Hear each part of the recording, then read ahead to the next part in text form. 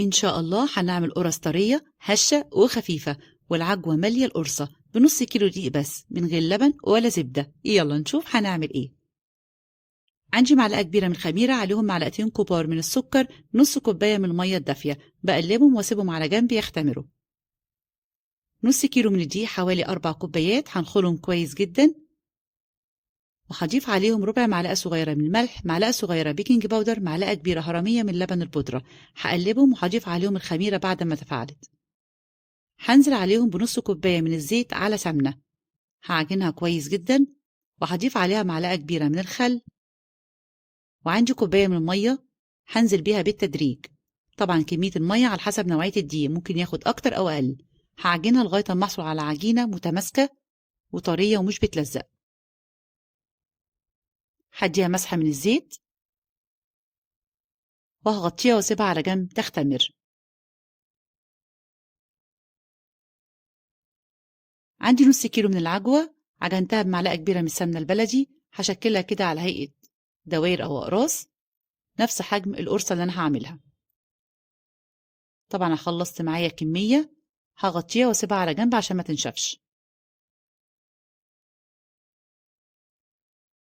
شايفين بقى ما شاء الله بعد ما اختمرت، هاخدها وهقطعها كده 4 أجزاء.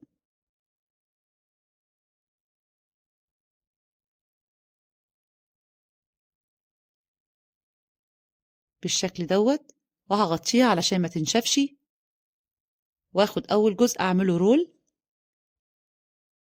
وأقطعه كده قطع متساوية.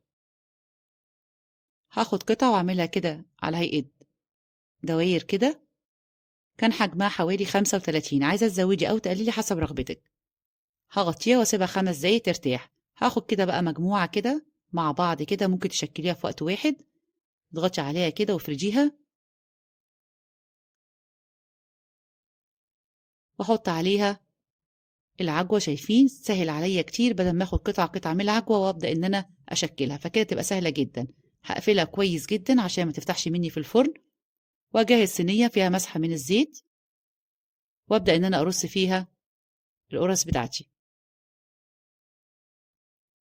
وهي في الصينية برضو هفردها بالشكل ده. هشكلها بقى بالسكينة، اعمل لها زي خطوط كده، والشكل التاني تدي رسمة كده من النص بالغطا، وابدأ ان انا اقصها كده على هيئة وردة. ودي الاشكال الموجودة في المخابز والافران، مفيش اسهل من كده.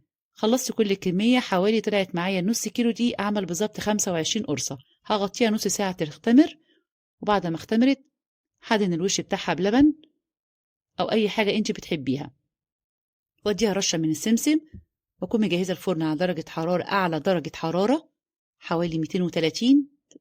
اول ما بتطلع معايا ما شاء الله شايفينها حلوة جدا، واللون والتسوية حلو جدا. ممكن تولعي الشواية لو انت مش بتسوي معاكي الفرن حلو. ولو عجبكم الفيديو ما تنسوش الاشتراك في القناة وتفعيل الجرس، وسيبولي تعليق حلو. سهلة وبسيطة وخفيفة، وشايفين الحشوة ما شاء الله جميلة. جربوها وبالهنا والشفا.